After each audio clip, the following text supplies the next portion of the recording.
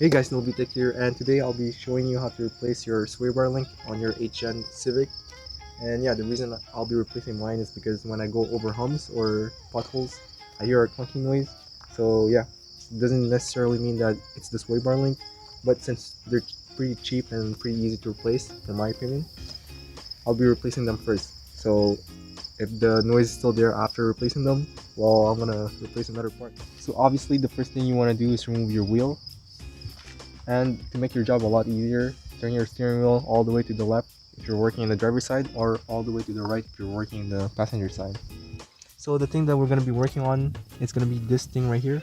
They're going to be 14mm bolt. When you turn them, the turning is also going to turn with it. So you're going to need a wrench and a 5mm Allen key to like hold this in place and to turn this. Before you guys start the job, make sure you spray the bolts with a penetrating fluid to make sure it's going to help you have an easier job. I already sprayed mine way before, so I'm already prepared, but just keep that in mind. So the first thing I'm gonna be doing is loosening up the bolt with a wrench just like this. I'm gonna try at least, but if it turns, then we're stuck with a wrench just like this. And if you have a ratcheting wrench, it's gonna make your job way easier. So enough talking and let's get started.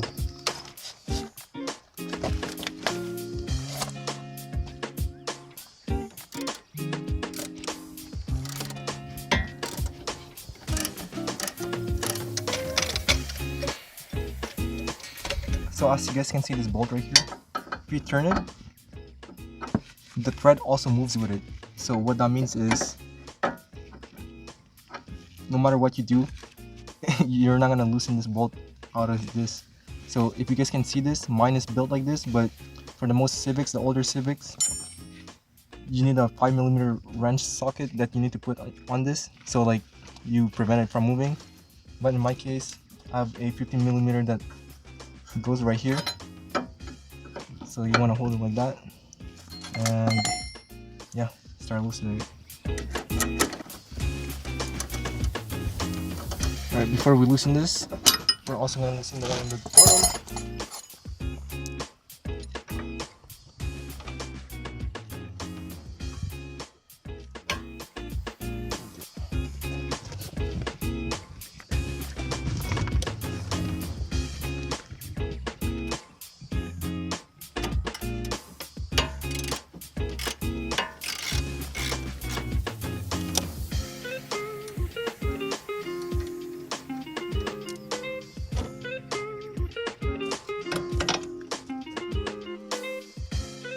So what I would suggest is starting from the bottom and just taking it out from the top. So make sure you guys get one yourself, like these very useful tools for working on your own, for working on your cars by yourself. Because if I didn't have these, who knows, maybe I wouldn't be able to pick it out, because these bolts right here literally had no more teeth. And yeah, very useful. So when you're taking it out, start from the bottom and end it from the top. As you guys can see, you can move this around, so just move it around until you're able to find an opening to remove it. So what's good about getting an aftermarket sway bar link is if you need to replace them in the future, once again, you don't need to do the thing that we were doing to like stop the thread from moving with the bolt. So very nice.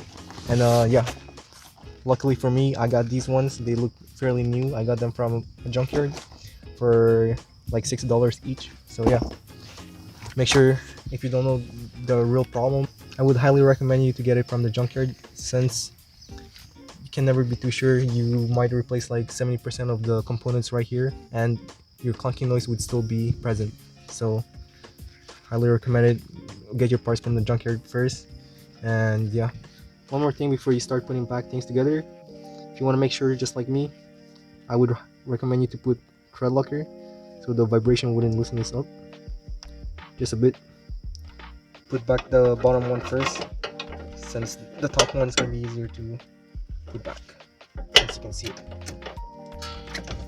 And with another car jack, as you guys can see, you can't really put it back just like this, unless you know, you can kind of like move it around if you want. But To make it easier, just get another car jack and start lifting your car until it aligns perfectly. Let's just take this in.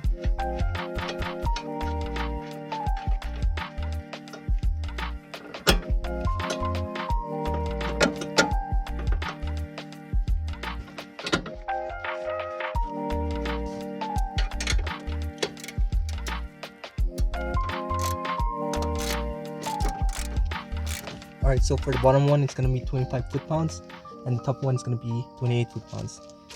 But I'm going to add 2 extra ones just to make sure that they're really tight. Alright, so you can't really fit your torque crunch in there. So I'm just going to tie the bolt until it's snug.